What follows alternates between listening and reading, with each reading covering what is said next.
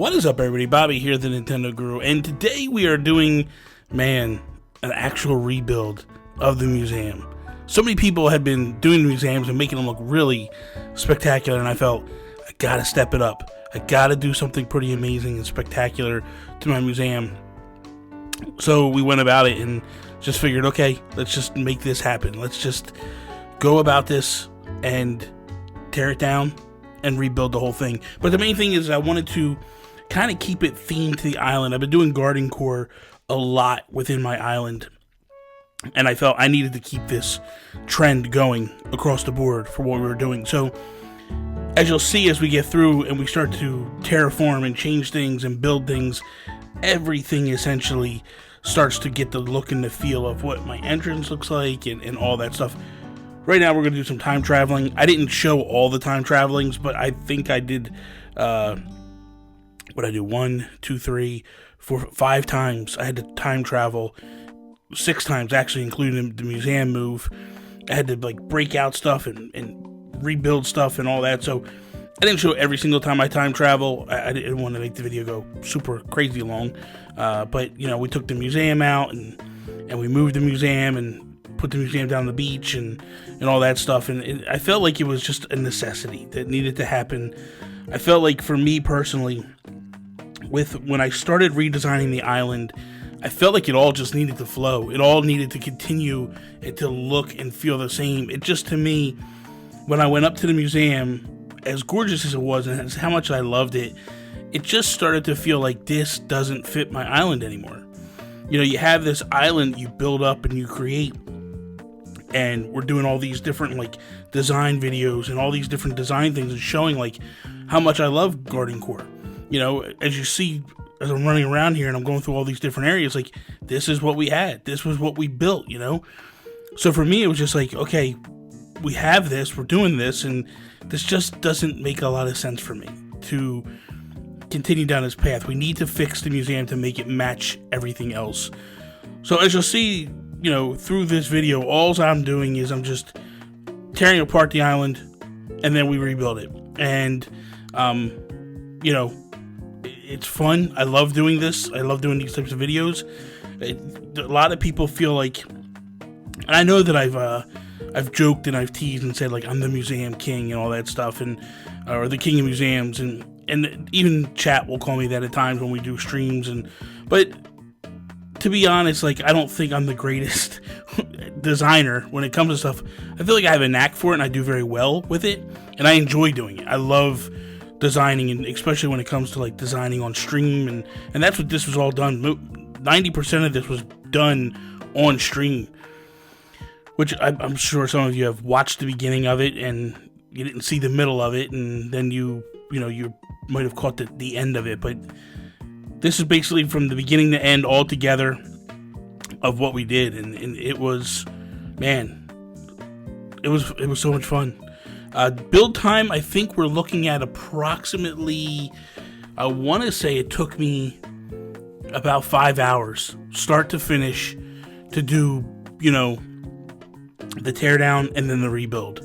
So, if you got 5 hours to spare, you can do this, and it's, the other thing too is when I started this, I actually pre-planned it on a piece of paper. I laid it out on paper, so I knew what I wanted. I knew how I wanted to look, and I had continued to just do things like this and to rebuild things and tear it apart. And the whole premise of drawing it with paper really helps me in my mind, because it helps me before I even get to this point.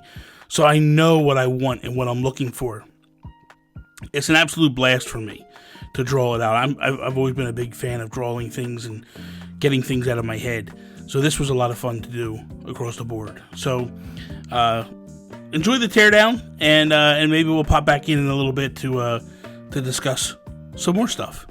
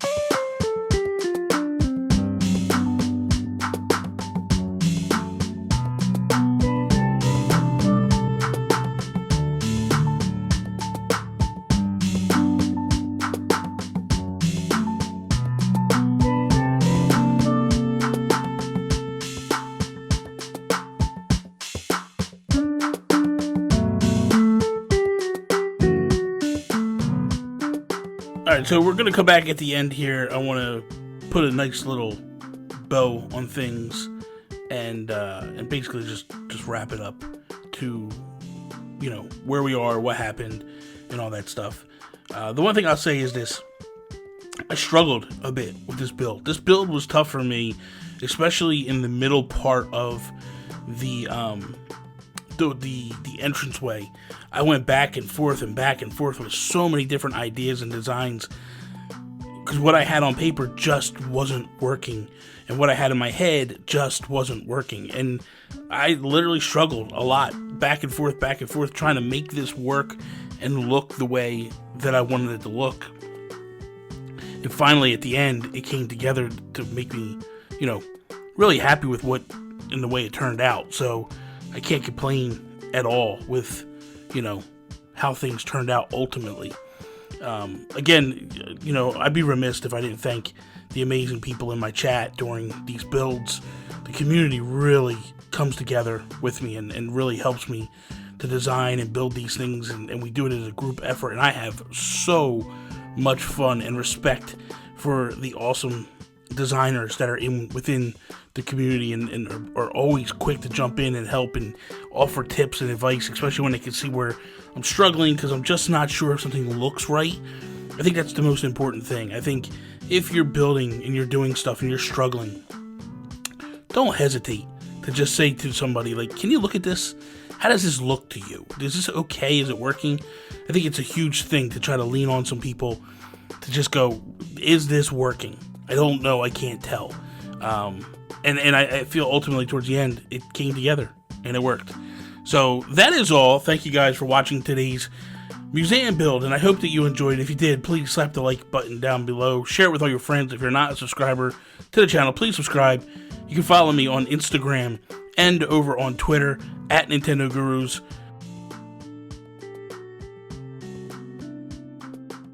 That is all.